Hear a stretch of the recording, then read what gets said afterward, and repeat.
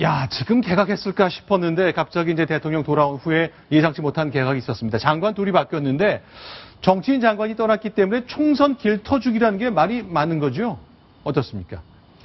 그렇게 봐야죠. 특히 유기준 해수부 장관하고 네. 그 유일호 국토부 장관은 네. 3월에 입각했지만 네. 누가 봐도 내년 총선에 대한 출마 의지를 강하게 피력해 왔고 네. 또 사실 지금 걸려 있는 아주 시급하고 중차된 현안이 없기 때문에 1차적으로 먼저 5명의 현역 국회의원 장관 중에서 네. 2명을 일단은 교체한 것으로 그렇게 볼 수 있겠습니다. 자, 이제 저희가 주요 개편된 인사들에 대한 이미지를 좀 준비했는데 국토교통부 장관, 해양수산부 장관 다 내부 승진한 거죠?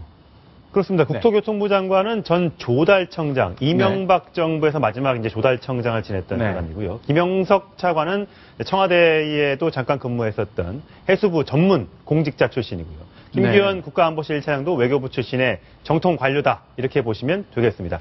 이 강호인 전 조달청장은 이제 PK가 고향이지만 실제 대구 대룡구를 졸업한 TK 쪽 인사라고 보면 되겠고요. 해양수산부 장관의 김영석 현 해수부 차관, 해양수산부 장관 내정자는 충남 출신으로 아마 그 고향 이것도 지역 안배도 좀 한 것 같습니다. 자, 그럼 이제 눈에 띄는 게 정치인 장관들 2명이 나갔고 공직자 생활을 오래 했던 안정적인 인사들을 장관으로 기용했다는 것이 이제 특징으로 보이는데요. 자, 주철기 외교안보 수석이 바뀌고 김규현 국가안보실 1차장이 들어왔는데 질문 드려보겠습니다. 그 차세대 전투기 때문이잖아요. 그게 좀 일단락이 됐다고 봐야 되는 건 저희가 좀 점검을 좀 해봤으면 좋겠는데요. 자, 사임하는 과정에 대한 좀 설명이 있어야 되겠는데 청와대가 보고를 누락했다는 것 같아요. 그 과정을 좀 짚어주십시오. 일단 미국 측이 이 25개의 F-35A의 기술 이전과 관련해서 4개는 핵심 4개 기술은 줄 수 없다. 이렇게 이제 공식적으로 통보한 게 지난 4월이었습니다. 근데 방위산업청이 이거를 청와대에 6월쯤에 보고했다고 되어 있습니다. 그러니까 사실 2달 늦게 보고를 한 거죠. 방위산업청에서는 어쨌든 좀 더 노력해보고 보고하기 위해서 한 2달간의 시차가 있었다고 그렇게 얘기를 했고요. 그럼 청와대가 바로 그 25개 기술 중에 21개만 되고 4개는 안 됩니다라고 대통령에게 보고를 했었어야 되는데 그 4개가 안 된다는 보고를 하지 않았던 것으로 물론 지금 민정수석실에서 조사를 하고 있지만 그 부분이 보고 누락된 부분 때문에 여기에 대해서 주철기 수석이 책임을 지고 사의를 표명했고 박근혜 대통령이 곧바로 그 사의를 받아들이고 인사를 단행했다. 그러니까 한마디로 경질성이다. 이렇게 보시면 될 것 같습니다. 어떻습니까? 이게 외교안보 수석이 그동안은 주철기 수석의 책임론은 한 번도 거론된 적이 없거든요. 방위사업청장이 국회와 국민을 향해서 핵심적인 전투기 4개 기술 우리 받을 수 있습니다 설명했었잖아요. 근데 그게 안 됐고 기종을 마지막에 바꾸는 과정에 김관진 안보실장이 국방장관으로 기종선정위원장을 지냈었거든요. 이 두 분에 대해서 관점이 있었는데 예상 밖의 경질이 있었다는 건데요.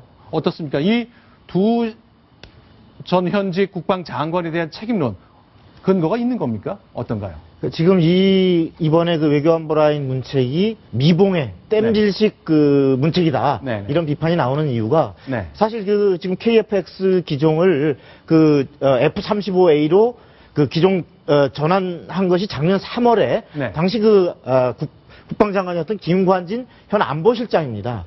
궁극적으로 그 당시에부터 이것이 이른바 4대 핵심 기술을 미 정부가 기술 이전을 보잉사로 하여금 한국에 기술 이전할 수 있도록 허용하기 어렵다라는 걸 이미 알고 있었으면서도 이런 기종을 해놓고서 지금 와서 어떤 보고 누락의 책임만을 물어서 외교안보 수석을 교체하는 것은 이 본질에 대한 그 근원적인 책임을 다하지 않는 것이다. 때문에 김관진 장관에 대한 그 인책론이 여전히 살아 있고요. 또한 한민구 장관 역시도 이 부분에 대한 그 보고 과정에서 외교안보 수석만이 아니라 당연히 그 주무장관으로서도 책임이 있다. 이래서 두 분에 대한 인책론도 여전히 살아 있는 상태입니다. 일단 아직 인사가 다 끝난 것은 아니라고 보는 시각이 우세하고요. 어쨌든 지금 민정수석실이 KF-X 사업의 부실, 또 보고 누락 이런 부분에 대해서 조사를 하고 있기 때문에 이 조사가 마무리되는 시점에서 윤병세 외교부 장관과 한민구 국방부 장관,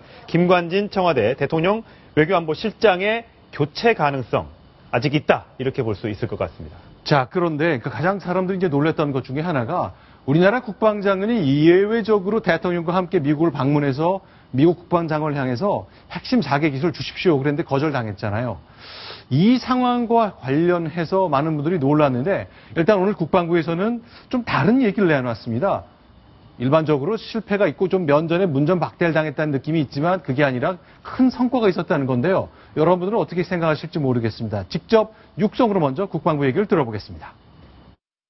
결코 권력 외교가 아니고 미국이 정부 차원에서 도와주기 위해서 워킹 그룹이라는 걸 만들었고 앞으로 협조를 해 나가자는 그런 입장이니까 상당한 성과를 얻어냈다 이렇게 봐주시는 게 좋겠습니다.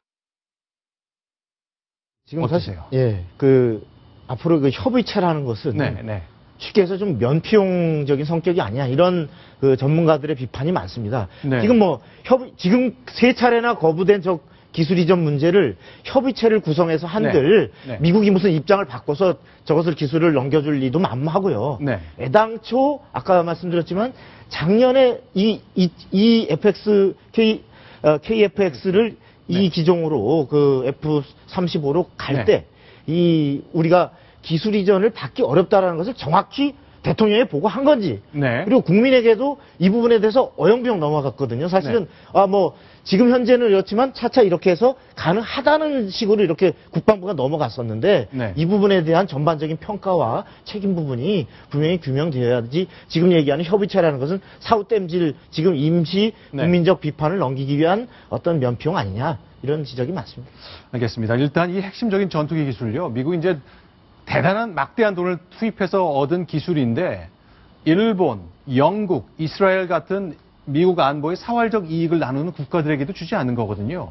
과연 우리 정부는 무엇 근거로 얻을 수 있다고 설명을 했고 막대한 예산을 국회를 통해 국민들로부터 얻어냈는지 그와 관련해서는 총리실과 민정수석실이 조사를 진행 중입니다. 그 결과 나와야 할 것 같고 그래야 우리 국민들의 궁금증과 답답함이 동시에 풀릴 것 같습니다. 자, 이 소식은 여기서 좀 정리하겠습니다. 두 번째 소식인데요. 음악과 함께 시작해 보겠습니다.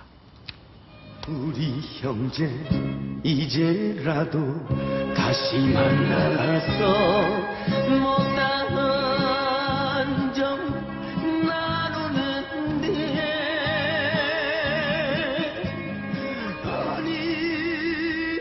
아버님 내일부터 이산가족 상봉이 시작됩니다. 최고령 상봉자가요. 여동생을 둔 96세 96살 할아버지세요. 상봉을 앞둔 가족들의 표정 그리고 황장엽 전 비서가 속례를 터놓은 것을 그 책으로 통해 공개된 것인데 관련된 얘기 좀 짚어보았으면 좋겠습니다. 안찬일 세계 북한 연구센터 소장과 함께 이야기해봅니다. 빠져보겠습니다.